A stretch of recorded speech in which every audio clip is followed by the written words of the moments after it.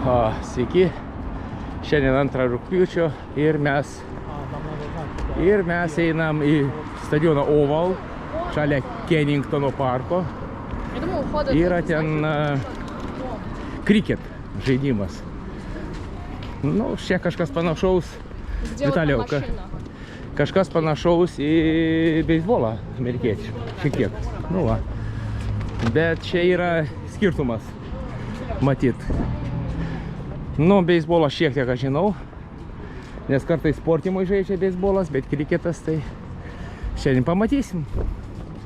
2 mačai, sūnus nupirko 3 bilietus abiem mačam.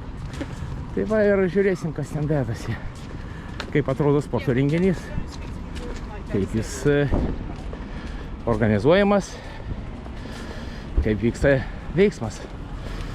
Tai kol kas tiek. Einam, dar čia reikės piškom praeit kokie gal 10 minučių.